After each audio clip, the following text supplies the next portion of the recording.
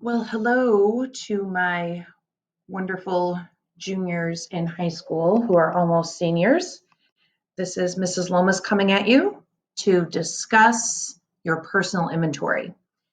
This is going to be a little bit of a longer video. My apologies in advance, but I want to make sure that you understand everything very clearly. And obviously, during one of our Zoom sessions, I will be able to answer any questions that you have. So let's get started. First of all, this personal inventory is the information you are going to need and use to create your resume.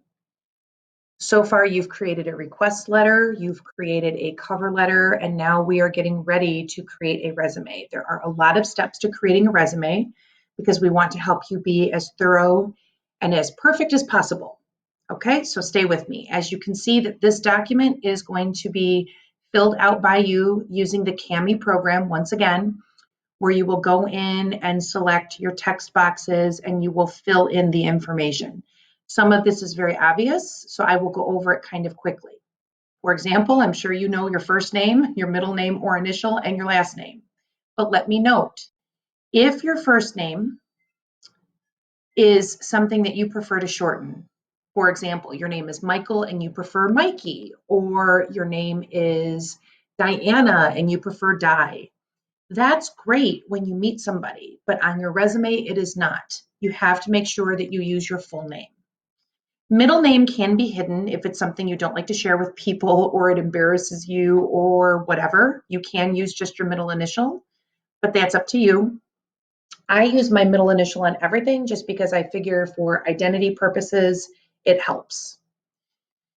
We have your street address here. So obviously, I live at 1515 24th Street in Wyandotte, Michigan, 48192, et cetera, et cetera. Number of years. That is important to write down because when you are writing down how many years you live somewhere, you are showing a company whether or not you are able to remain in one location. Now, don't let that panic you.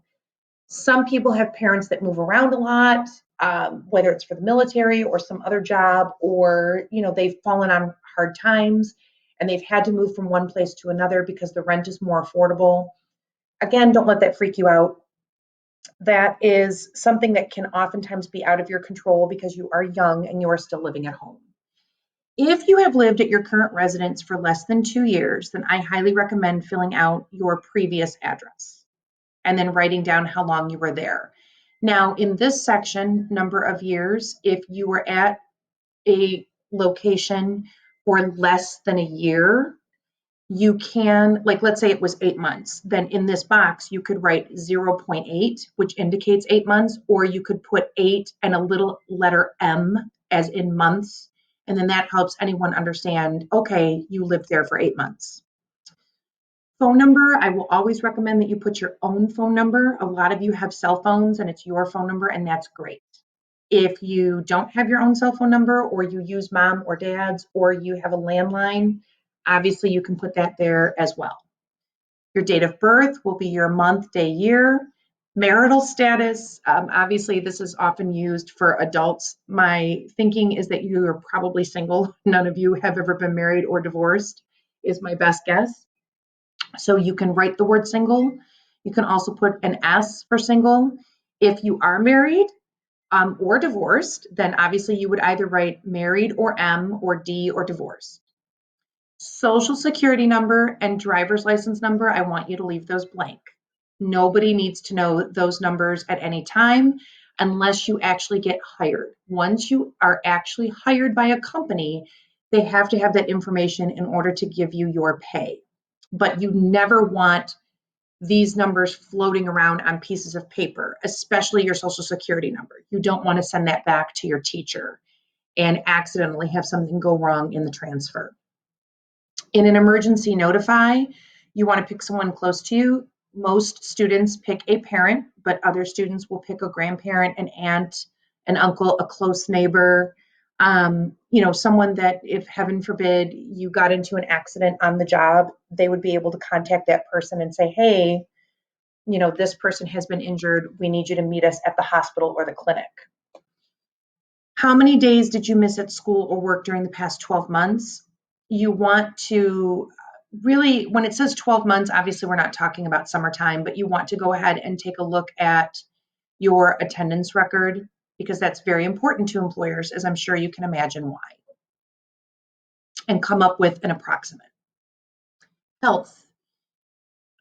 I feel really confident that most of you have either excellent or good health, and that's great. If you have poor health because, I do have some students who have diabetes and they have to miss school due to their diabetic condition, or students that have had seizures, et cetera, go ahead and write that in here, and then just a brief explanation is fine. It's not like I'm forwarding this on to anyone. This is just to help you keep record as you're creating this document to get ready for your resume. You want to have as much information on here as possible. Have you ever been convicted of a felony? Now, a felony is going to be something like breaking and entering, drug usage, drinking and driving, and then, of course, the bigger felonies, which would involve weapons, getting into fights that have caused permanent damage to someone, et cetera, et cetera. Chances are most of you have not committed a felony. If you have, you need to be honest about that up front when you go to interview, because when they do background checks, if they find out that you have indeed been convicted of a felony and you did not tell them, then they're not going to offer you the job. But a lot of places are very understanding, particularly when you're young, and they allow you to go ahead and make those mistakes when you're young, especially if you are honest and forthcoming right from the start. Now let's talk about your references. References are going to be a minimum of 3. You need at least 3 names. I have spaces here for 5. The more the merrier. These are people in your life that will say nice things about you. You are young, probably don't have a whole lot of experience. So if you have to write down the names of relatives like an aunt, an uncle, a cousin, as long as those people have different last names, you are in good shape. You want to stay away from recommending your mom, or I'm sorry, having your mom or dad recommend you. But it's also better if you can get your neighbor, your best friend's mom or dad. Maybe you've babysat for someone. Maybe you've done work with your church, or you volunteered doing something. Find out what that person's job title is. Write it in. Find out that person's address. Students have asked me to be a reference, and I generally use my work address. So some people might prefer you to use their work address. Other people might prefer you to use their home address. Phone number of the person you're using. Number of years means how long have you known this person. It's always a good idea to use people that you've known for at least a year. If you have 3 references, 2 of them you've known for a year and 1 of them you've known for 4 months, that's fine. But again, the longer you've known this person, the better. Moving on to the next page of this document, this is where it gets kind of fun. I like filling out things like this because it really helps me figure out who I am and the kinds of jobs I may want to pursue. Notice right here, this says I am, and these are your personal qualities. I want you to check as many as possible. So you'll notice that this is alphabetical, moving from left to right. So check off as many as you want, or you can also use the highlighting tool if you prefer. Okay, where did that go? Here I am bragging about using the highlighting tool. Oh, there we go, markup, sorry. So you could highlight. But then over here, I want you to pick your 5 strongest and explain with at least 1 statement or sentence. So I definitely feel that I am energetic. There's probably a lot of you that would agree. And I would put that in my list, and then I would explain that with a statement or a sentence as to why I feel I am energetic. Could be a very specific incident in my life, or it could be just a generalization about the kind of energy that I have. Moving on, you're going to notice that that box said I am, whereas this says I can. I still want you to check as many as apply to you. Make sure that you do, okay? You're checking these off or you're highlighting them. And then you list your 5 strongest skills here. Because again, as long as you focus on your 5 strongest with evidence, it's going to be so much easier to build your resume. Trust me. 2 jobs you'd like to have. Honest to goodness, ladies and gentlemen, you can write down any 2 jobs that you want. Okay. For example, if you are sitting here and thinking, I really would love to be an airline pilot. Okay. Obviously, that'll be one job that you write down. But if your other job is, I'd also like to be an official ice cream taste tester, that could be your second job. So, jobs that you'd like to have don't necessarily have to be things that you absolutely would pursue once you graduate from high school. But it is a good idea for one of those jobs to be something that you honestly could do for a living. And then if I decide I want to be an airline pilot here, I would list down some qualities and skills that I have to be an airline pilot.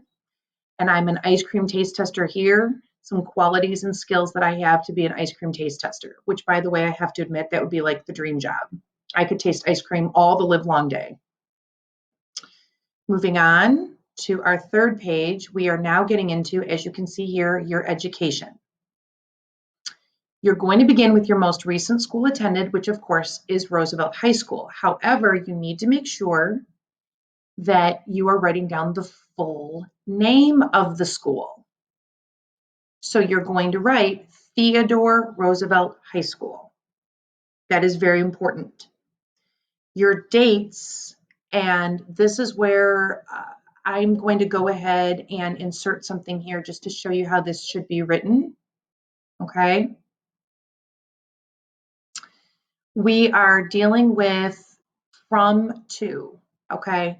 So let me enlarge this just a bit so that this shows up a little bit easier. And I realize I'm not aligned perfectly, but I'm just trying to show you this very quickly.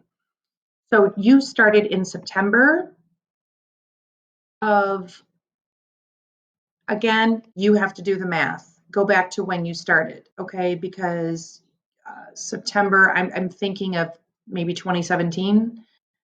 So, and then of course over here, you are going to write down the word present, okay? I know, again, my alignment is off. Forgive me for that. Oh, there we go. I'm moving it pretty easily. You just want to make sure, whoops. You want to make sure that you're putting that in the proper box. Now, when you're talking about to present, that is letting any potential employer know that you are currently still attending this particular school. So it's very important that you get used to using this word present. Notice that I have this listed the month and the year, and that's how you're going to list a lot of these kinds of items. The address of the school, of course, goes here. You'll need to look that up online. I will give you a little cheat for you and tell you that it is 540 Eureka Road in Wyandotte, Michigan. Don't abbreviate anything. Don't abbreviate the word road. Some people write RD period. Write out the full word. Grade point average, you can get that from your student account through MyStar, Student Portal, whatever it is called for you folks. Go ahead and write that in there, as well as your class rank. If you can discover it, and that's perfectly fine, because again, we're going to use some of this information for your resume, so we'll talk about that later. Degree or certificate, over here in this area, you would want to write pending diploma, okay? Now, that of course is because you are a high school student, and anyone who wants to hire you right now is going to understand you are a high school student. Oh, I'm so sorry, I put that in the wrong box. Let me move that. My apologies. Right there. You are a high school student. Anyone is going to understand that you are still working on your diploma. They get it. Favorite class, I really want you to look back, stick with high school. Don't go back to middle school or elementary because that's too far away. Pick anything that you want that you've really truly enjoyed, particularly anything with Mrs. Lomas. No, I'm just kidding. All right. So, fit that in there. Least favorite class. I know you would never pick anything where you have taken a class with me. So let's keep that in mind as well. Wink, wink, nudge, nudge. Most valuable class, that can be seen in a different light. And I want you to keep that in mind. Your favorite class could end up being let's just say some sort of media class that you've taken, but yet your most valuable class was actually your art class with Mrs. Stiles or your math class with one of our many math teachers for whatever reason. But it could also still be the same. Your favorite and your most valuable can be the same. That's perfectly fine. If you have specialized, like just now I mentioned media classes, art classes, any kind of special courses like that, highly advise that you list them here. Employers, potential employers, college programs want to know if you are specializing and trying to explore opportunities right now at a young age instead of just taking the classes that get you through high school. So if you've taken, some sort of shop class with Mr. Saravino or Mr. Hinderer, architectural drawing with Mrs. Rankin, media with Mrs. Haddad, newspaper yearbook, if you've taken some sort of communications class or plan to take one with Mrs. Lomas, you want to take speech as a senior, whatever the case may be, those special courses are very important to list. Activities, honors, and awards, you can go back to middle school for this as well. If you have earned, you've made the honor roll, or you've gotten some sort of principal's award for straight A's, or you had an English teacher or a social studies teacher give you a special certificate. You won some sort of geography bee. You were given an award by your church. You were given an award because you participate in a lot of theatrical activities, or you won most valuable player on the tennis team or football team. There are so many things that you could list here, so many opportunities. So don't be afraid to list those items. Special skills learned, you really want to think about what is it that your extracurricular activities as well as your teachers have been trying to teach you. Are they trying to teach you to be a better communicator? Are they trying to teach you to become more organized? Excuse me. Have you learned how to be a better communicator in writing, in person, speaking? Have you really honed your art skills? Maybe it's photography, drawing, sculpting. Have you figured out technology? Perhaps when you were a freshman, your technology skills weren't all that great, but now all of a sudden they are so much better. And here's why. Any kind of skills that you feel, and including, maybe you're like the fastest text messenger around. Okay. I'm not kidding you. You would be surprised the kinds of skills that these different companies are interested in knowing about you. List it, even if you think it's silly. Second most recent school attended, for a lot of you, that is going to be Wilson. Once again, Woodrow Wilson Middle School. Figure out your dates, keeping in mind that you want to list your dates like this: month and year to month and year, because obviously you left that school. Now, for some of you, you attended a different high school prior to Roosevelt. So maybe you joined Roosevelt, the second semester of your sophomore year. So your second most recent school attended would be your previous high school. Again, get your dates correct. Make sure you're using month, year, month, year. And if it wasn't Wilson, then you would write down whatever middle school it was, go online to find out the address, and fill out all of this information to the best of your ability. Okay, now degree or certificate. If you attended a different high school, let's just say freshman year, you would use the same wording, pending diploma. If you finished at a middle school, whether it was Wilson or somewhere else, then right here, degree or certificate, you would write down certificate completed. Okay, let me move that so we can see it better. Certificate completed, essentially meaning I did finish middle school, I graduated, quote unquote, I did complete it, because that does go on your transcript that you finished. Same thing, favorite class, least favorite. Oh, I'm sorry, I put this in the wrong box again. Sorry, gang. Most valuable, okay? Special courses, activities, honors, awards, special skills, whatever it is that you were able to do either at your previous high school or at your middle school. And now we move into experience, okay? You're going to notice with experience that we are talking about a minimum of 3 jobs. And some of you right now are panicking a little and thinking, I've never had a job. What am I going to do? Okay. If you've ever babysat, use it. If you've ever cut grass for someone, shoveled snow, raked leaves, use it. If you've ever helped your mom or dad or someone else file paperwork, use it. Even if you've babysat at home, mom and dad say you have to take care of your brother and sister every Tuesday and Thursday because I work late. Guys and gals, you've probably cooked them dinner. Maybe you've changed diapers. You've probably vacuumed the living room, cleaned up spills, mopped the floor, taken out the trash. Those things count, particularly because you're young and inexperienced. So put those items in there, even if the name of your supervisor is your mom or your dad.